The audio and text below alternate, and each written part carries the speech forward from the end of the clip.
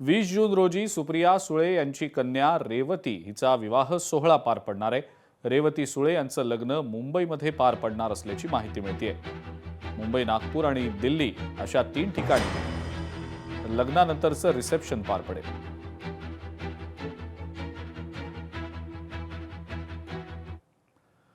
पुढची आणखीन एक महत्त्वाची बातमी बघूया। बीडच्या शिरूर तालुक्यातील खालापुरी गावात सागर लोंढे याच्या गँगकडून दहशत निर्माण केली जात असल्यानं ग्रामस्थांमध्ये आता भीतीचं वातावरण आहे। तलवार आणि बंदुकीचा धाक दाखवत या गँगकडून अनेक कुटुंबांना त्रास दिला जात असल्याचा आरोप ग्रामस्थ करतायत। या प्रकरणी पोलिसांकडे वारंवार तक्रारी करून सुद्धा कोणतीही ठोस कारवाई न झाल्यानं संतप्त ग्रामस्थांनी अखेर बेमुदत उपोषणाचा मार्ग अवलंबलाय। खालापुरी इथल्या तलाठी कार्यालयासमोर ग्रामस्थांनी डोळ्याला काळी पट्टी बांधत आंदोलन सुरू केलंय। जोपर्यंत आरोपींवर कठोर कारवाई होत नाही तोपर्यंत उपोषण सुरूच ठेवू असा इशारा आंदोलक ग्रामस्थांनी दिलाय।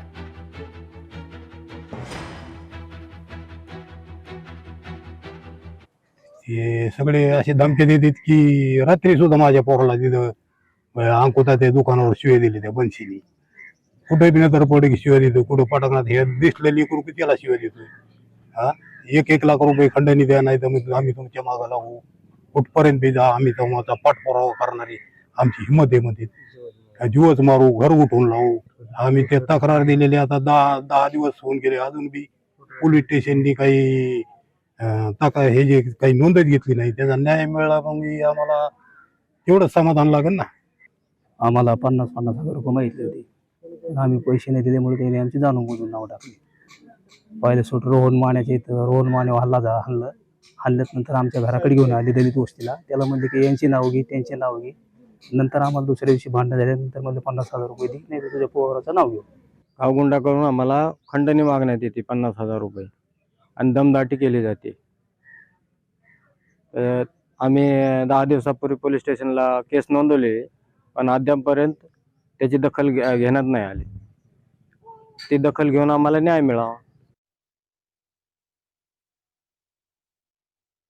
बेमुदत उपोषण यावेळेला आता ग्रामस्थांनी केलेलं आहे, कारण या खालापुरीमध्ये लोंढे गँगचा धुमाकूळ सध्या पाहायला मिळतोय। दहशतीचं वातावरण आहे, ग्रामस्थ भीतीच्या छायेखाली आहेत।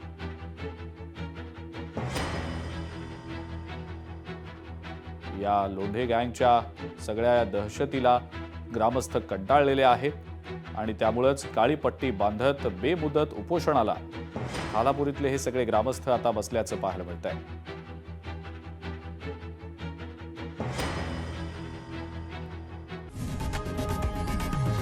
लोकशाही मराठी ऐका, पहा, जागरूक रहा।